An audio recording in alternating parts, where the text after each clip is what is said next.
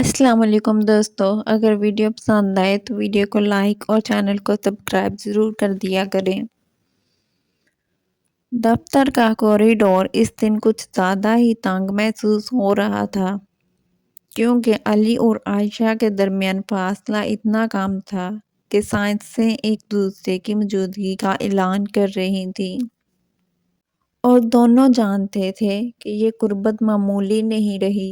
عائشہ نے خود کو مضبوط ظاہر کرنے کی کوشش کی، مگر اس کی آنکھوں میں چھپی بے چینی علی سے چھپ نہ سکی، اور علی کی خاموش نظریں اسے اس طرح گھیر رہی تھیں جیسے وہ بھاگنا چاہے بھی تو ممکن نہ ہو۔ کندھے کا ہلکا سا لمس، انگلیوں کی نادان سی قربت، اور پھر وہ خاموشی جس میں دل سب کچھ کہہ دیتا ہے۔ اس لمحے نے دونوں کو اندر تک ہلا دیا۔ جب وہ الگ ہوئے تو جسم پیچھے رہ گیا اور دل ایک دوسرے کے ساتھ چل پڑے، کیونکہ آغاز ہو چکا تھا، چاہے کسی نے مانا ہو نہ مانا ہو۔ اگلے دن عائشہ نے خود کو معمول پر رکھنے کی کوشش کی، مگر علی کی موجودگی اس کے لیے اب محض ایک انسان نہیں رہی تھی، بلکہ ایک احساس بن چکی تھی جو ہر سانس کے ساتھ نمایاں ہو رہا تھا۔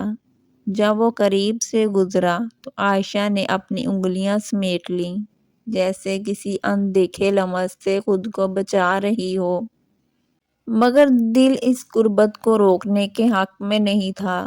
علی نے کچھ نہیں کہا، مگر اس کی خاموشی میں وہ جرأت تھی جو لفظوں کے بغیر سب واضح کر دیتی ہے، اور عائشہ یہ بات اچھی طرح سمجھ چکی تھی۔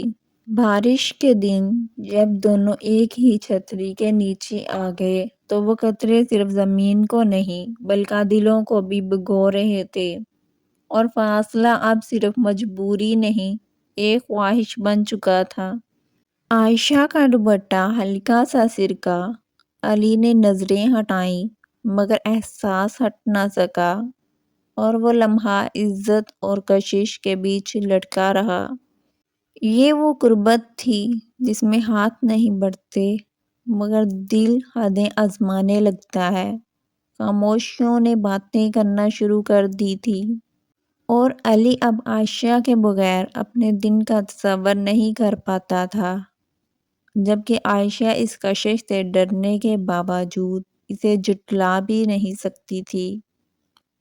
ایک فائل کے بہانے ایک بند کمرے میں دونوں چند لمحے اکیلے ہوئے، اور وہاں لفظ کم پڑ گئے، سانسیں زیادہ بولنے لگیں۔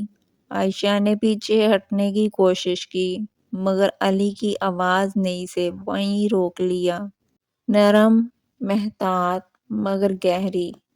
اس دن علی نے پہلی بار کھل کر اعتراف نہیں کیا، مگر اس کی آنکھوں میں وہ سب تھا جو زبان کہہ نہیں سکتی تھی، اور عائشہ نے پہلی بار خود کو اس احساس سے بھاگتے ہوئے تھکا ہوا محسوس کیا۔ وہ جانتی تھی یہ کھیل نہیں، یہ وہ تعلق ہے جو انسان کو بدل دیتا ہے، اور علی اب محض ایک نام نہیں رہا۔ دوری کی کوشش کی گئی، مگر فاصلے دلوں کو اور قریب لے آئے، کیونکہ جس چیز کو روکا جائے وہی شدت اختیار کر لیتی ہے۔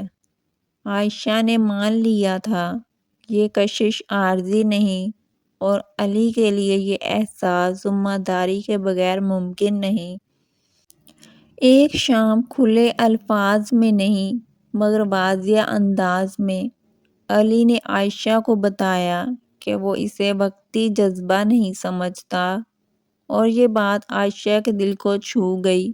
یہ وہ لمحہ تھا جہاں خواہش نے عزت کا ہاتھ تھاما اور تعلق محفوظ ہو گیا۔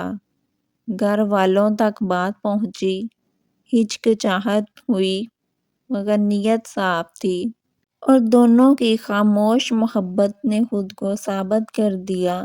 وہ قربت جو پہلے چپکے چپکے دل میں جلتی تھی اب اعتماد میں بدلنے لگی تھی۔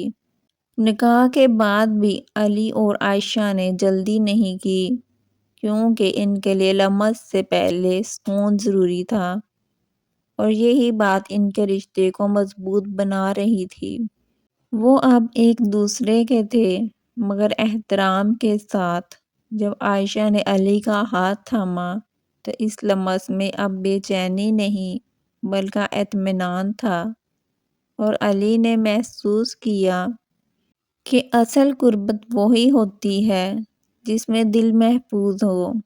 وہ خاموش لمس جو کبھی دل کو جلا دیتا تھا اب سکون بن چکا تھا، اور یہی ان کی محبت کی سب سے خوبصورت جیت تھی۔